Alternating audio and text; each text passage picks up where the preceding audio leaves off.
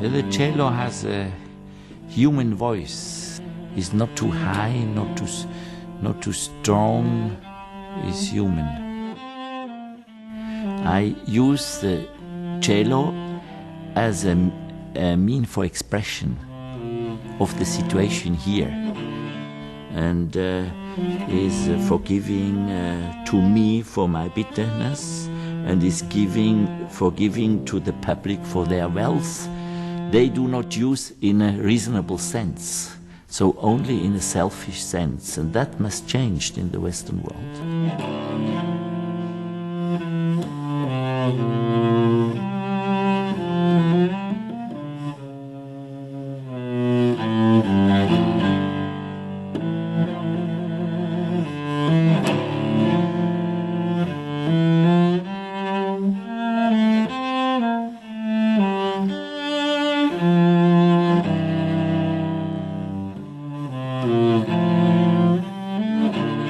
The World Health Policy for the poor world, for the poor children in the poor world, is wrong and has no efficiency.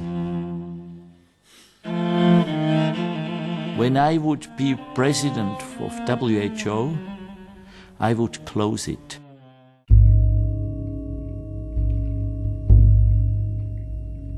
In December 1999, Dr. Beat Rittner launched a controversial lawsuit against the World Health Organization and UNICEF. The provocative wording of the lawsuit captured global attention. Dr. Rittner wrote, "Let me file the following lawsuit against the United Nations, the World Health Organization, and UNICEF, as crimes against humanity and a violation of the Convention of the Rights of the Child.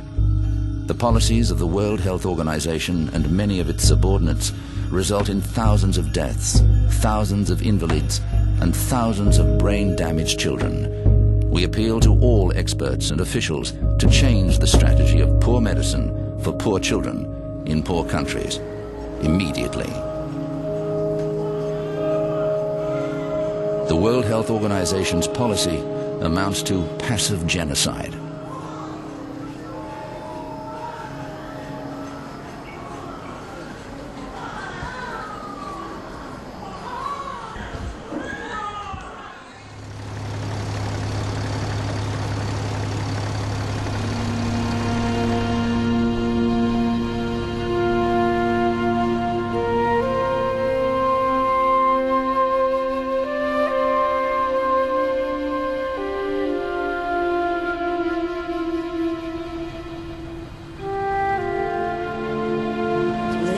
Các chính kỳ nước nông của mà nẹm chán chấm ngư riệp mùi hai màu bị phát tác giả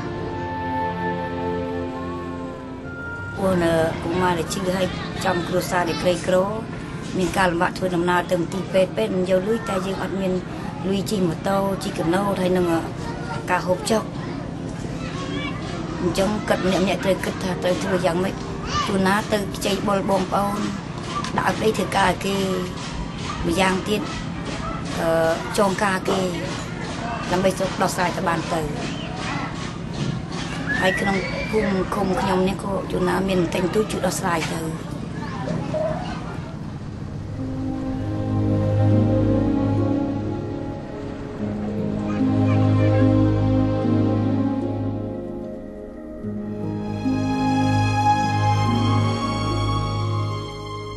In Cambodia, Dr. Beat Rittner leads a revolution that has made him a key figure in protecting the once war-ravaged country's future, the health of its most precious resource, its children.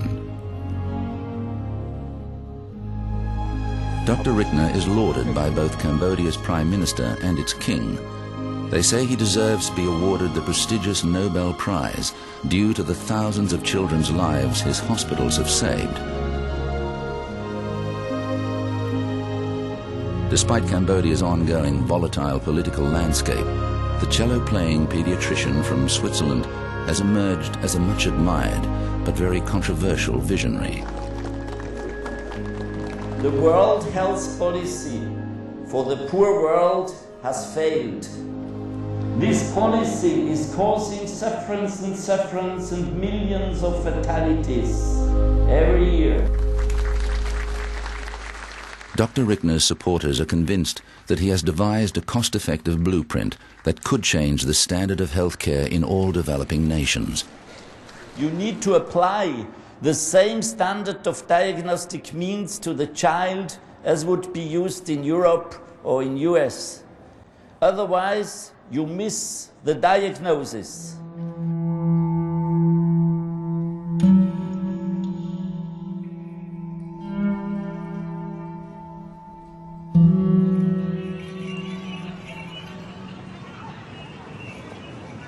It's early morning on the streets of Cambodia's capital, Phnom Penh, and already young children and their mothers patiently line the street outside Canterbury Hospital.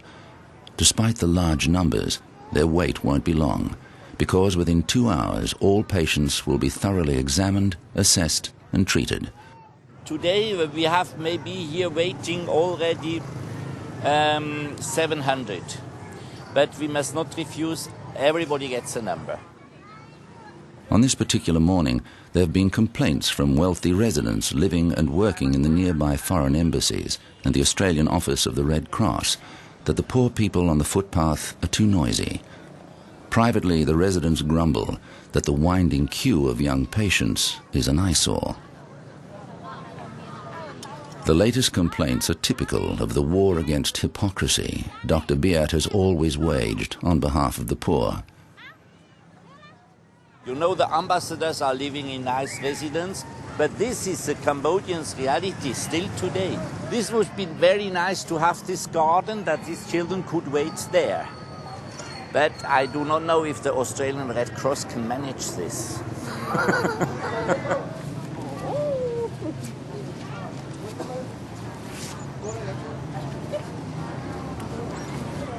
So today again 502. We released yesterday 93.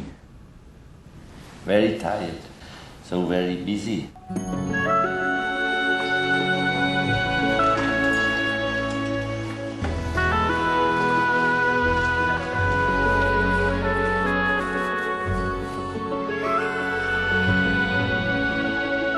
Dr. Beat, as he is affectionately known, has established 4 hospitals in Cambodia. He and his medical teams are so effective in carrying out their work that they now treat 85% of Cambodia's children. All medical treatment is completely free. Every year, 1 million children are treated as outpatients. 96,000 severely sick children are hospitalized, and more than 18,000 operations are carried out by the surgical teams. 1,200 babies are born every month.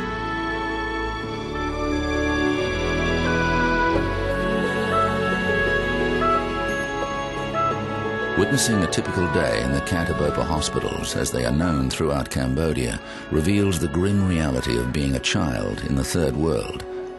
Preventable illnesses and diseases in today's Western world ravage young bodies and minds in Cambodia.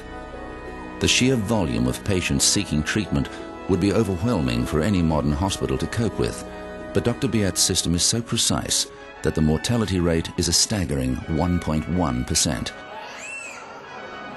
This is despite the complexities of the many dangerous diseases the doctors must fight and conquer every day.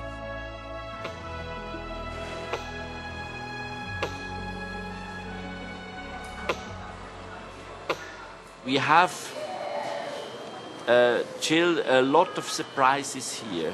We never thought we could save again. Or the children long time unconscious and they wake up. We have children, they wake up after 3 weeks. So you must never lose the hope for the child, in interest of the child.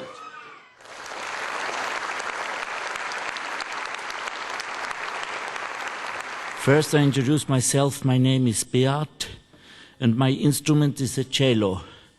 And together our name is Beato Cello.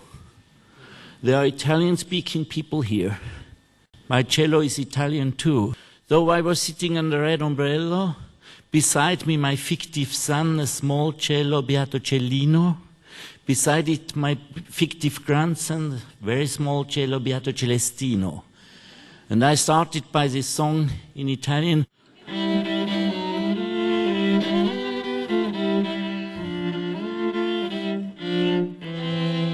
Sono beato cielo, protetto da un ombrello, l'ombrello è mio cielo. Spero per il mio figlio, beato Cellino, un ombrellino. As a young boy, he'd always dreamed of becoming a professional musician, and from an early age studied classical music. He played with symphony orchestras as a teenager, and he was soon to be influenced by the philosophies of Tolstoy, Gandhi and Che Guevara, which led him to eventually declare that music was a luxury, and he chose to pursue medicine instead. Dr. Beat combined both of his talents when he performed for sick children at the beginning of his medical career in Switzerland, creating the musical clown character Beato Cello. Il nostro cielo.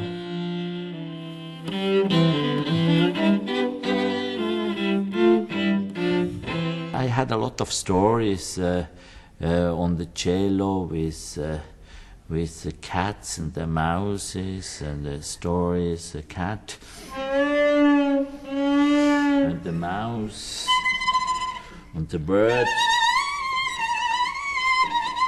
and then the ambulance and all these things, and the dog. And I had these stories, and I had even stories, I made drawings. And then in the theaters, there was a projection of the drawings, and I tell the story, and I play at the same time a music.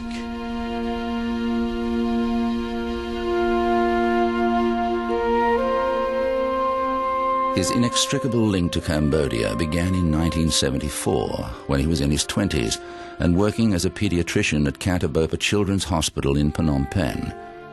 At that time, Cambodia was still reeling from the after effects and misery of being dragged into the Vietnam War.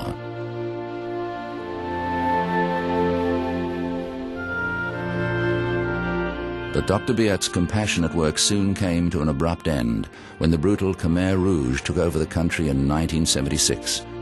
All foreigners were forced to leave Cambodia, and the tiny country was locked away from the world, while Pol Pot's coup decimated the population.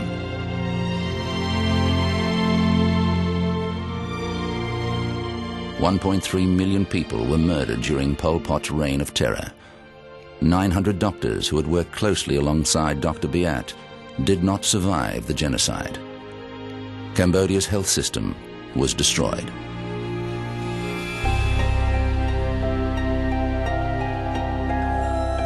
First moment he was able to come back to see Cambodia, and he came here and he found the situation in the medical field very, very bad, and he thought that he has to do something, and so that's why he came here.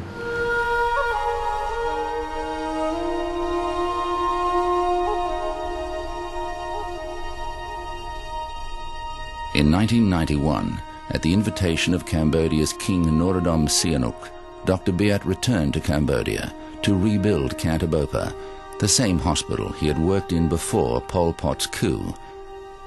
King Sihanouk's unconditional support continued in 1996, when a second hospital was established within the Royal Palace grounds in Phnom Penh.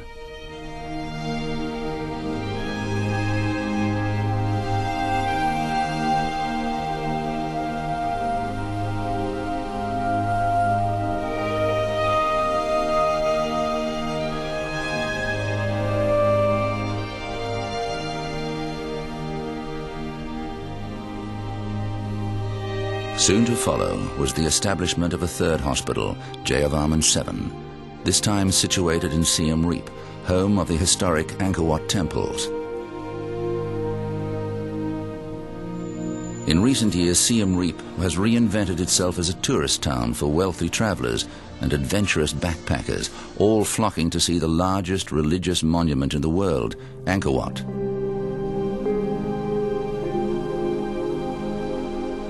The palatial Western-style hotels are set in stark contrast to the young beggars on the street who are routinely ignored. Despite the influx of tourist cash, 85% of Cambodia's population still live below the poverty line and are forced to exist on less than $1 a day.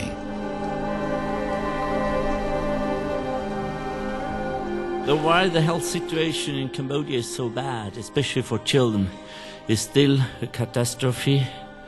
There are three main reasons. One reason is the war and its consequence still going on. And then the second reason why the situation is so bad is the attitude how the Western world is handling the medical care in the poor world for poor people and poor children. And the third reason why the situation is so bad is the corruption on all levels in this country. It's very difficult to imagine what means corruption when you are living, if you are living in another country. In the health sector, corruption is a killer.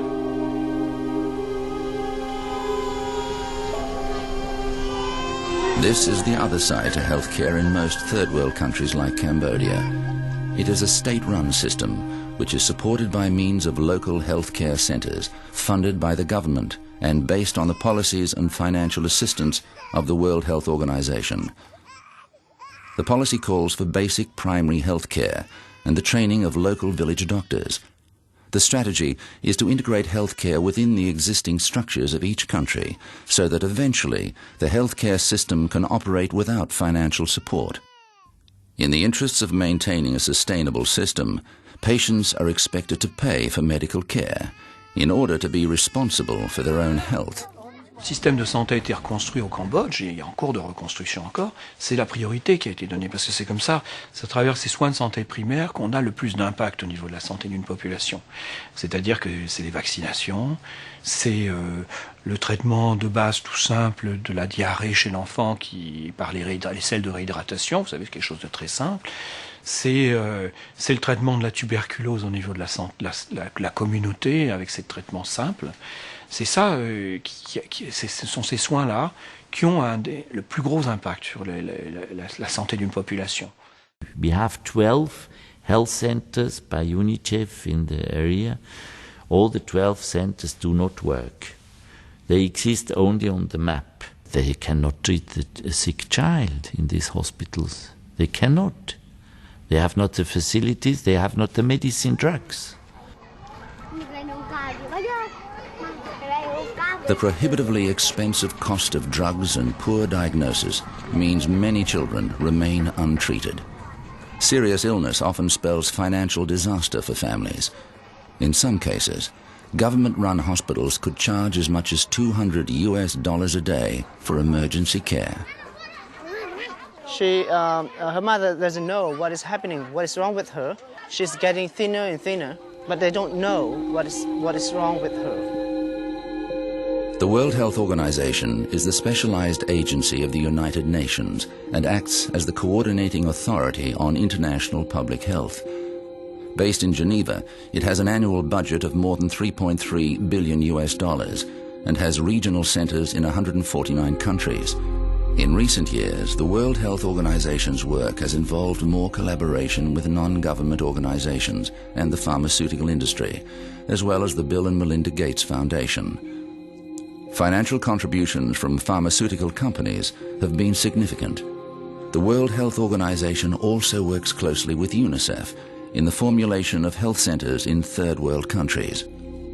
You know, in the poor world, the WHO and UNICEF has a big influence on the policy of the Ministry of Health. They depend on this organization. This in the Western world is not known, that this organization have their office in the health ministry. They are dictating the health policy of the Ministry of Health. Canterbury hospitals offer medical care which meets European standards and does not reflect the long-term sustainability policies of the World Health Organization. To many health experts, Dr. Beat's struggle and success is an aberration, since his hospitals represent an autonomous health system operating in isolation to policies governed by international organizations. the sustainable development. This is only a word, and everybody who is talking about sustainability knows already, is an expert. If you talk about sustainability, a project must be sustainable in the developing work. Then you are already expert for developing word when you know the word sustainability. What means this? At the heart of Dr. Beat's philosophy is the right of every child in poor countries to receive the same standard of health care as first world children. The World Health Organization has the same aims, but argues that long-term sustainability can only be achieved if priority is given to disease prevention through the development of vaccines and also through education. Understandably, the World Health Organization's distribution of limited funds must center on the greatest good for the greatest number.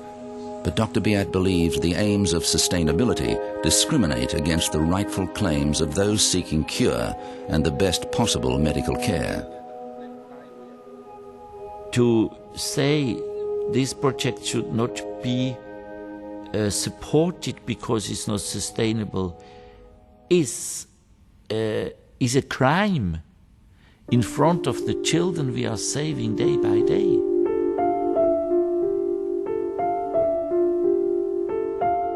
Two-year-old Po T was admitted to the Siem Reap Hospital after being unsuccessfully treated for fever by the local medicine man in his village.